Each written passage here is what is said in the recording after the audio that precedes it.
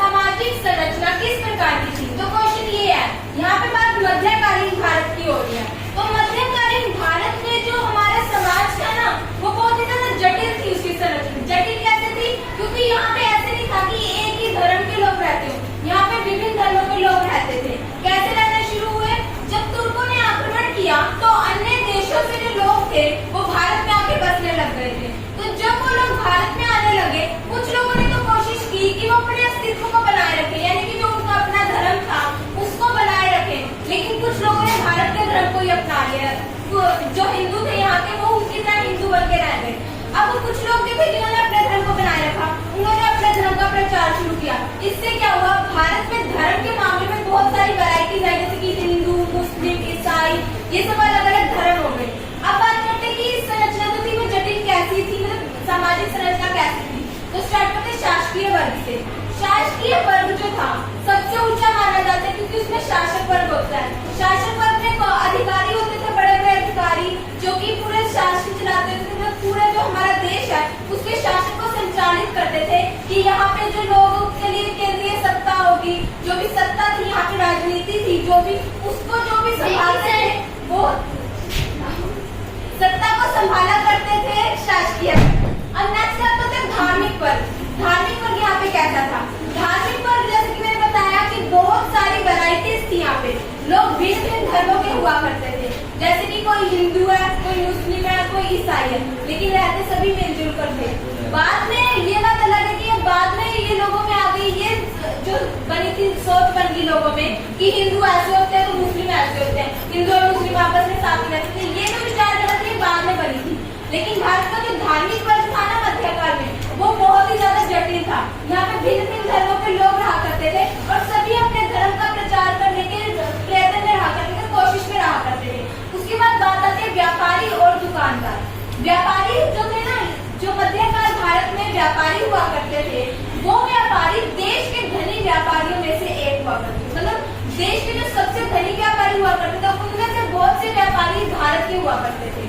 और यहाँ पे जो भारत में लोग थे ना, कुछ लोगों ने अपने घरों में, जैसे जिनके घर में बड़े बड़े कमरे होते हैं, उन्होंने अपने घरों में दुकानें खोल रखी थी। उन दुकानों में वो घरेलू सामान, जो आम जरूरत का सामान होता है, राशन का सामान, ये सब रखा करते थे, ताकि लोगों को जब इन सामान की जरूरत पड़े तो उन्हें आसानी से सामान मिल सके, और जो व्यापारी हुआ करते थे, दुकानदार हुआ करते थे, उनको भी लाभ हो सके। उसके बाद बात आती है आर्थिक संरचना कैसी थी। मध्यकाल यूरोप में आज की बड़े शोरूम नहीं थे, जैसे कि मैं बताया अपने मकान के अंदर ही हुआ है।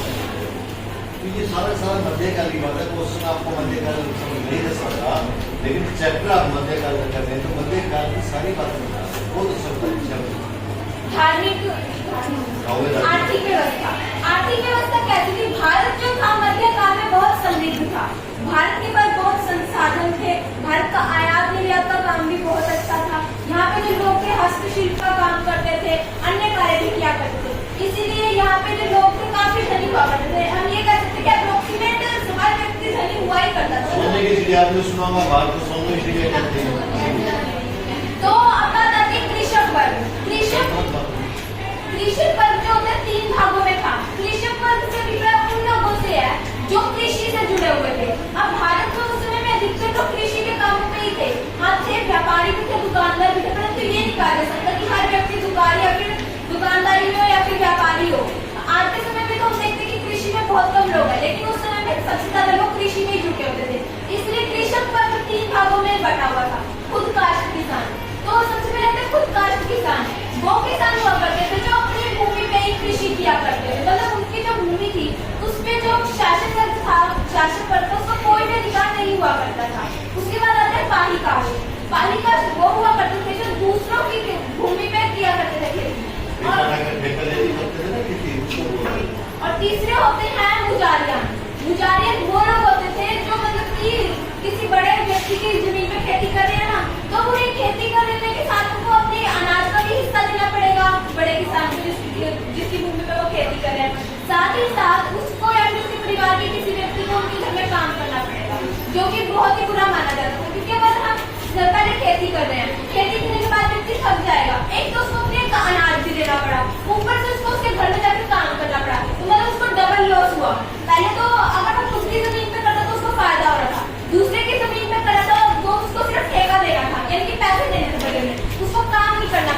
लेकिन अब तीसरे वाले टाइप में क्या हुआ कि उसको काम भी करना पड़ रहा है, मतलब कि उसको डबल लॉस हो रहा है। एक तो उसका अनाज जा रहा है और साथ ही साथ उसको मतलब काम भी करना पड़ रहा है। फिर आते हैं दास, जो हमारे समाज में बहुत ही ज्यादा नीचे लोग हुआ करते थे, नीची जाति के लोग, क्योंकि पहले के समय में अछूतों के साथ बहुत बुरा व्यवहार होता था।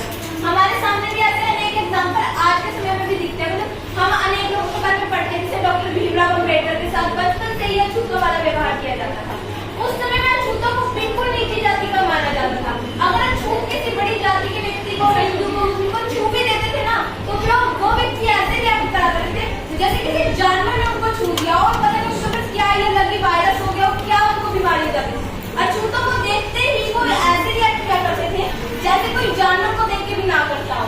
तो ये जो छूत लोग हुआ करते थे या फिर बहुत ही गरीब लोग हुआ करते थे, इनसे लोग अपने घर में दास की तरह काम करवाया करते थे। इस तरह से कि हमारा भारत जो था मध्यकाल में वो अनेक वर्गों में विभाजित था। अलग अलग वर्गों के लोग अलग अलग कार्य करते थे और हमारे भारत की संरचना को जटिल बनाते थे।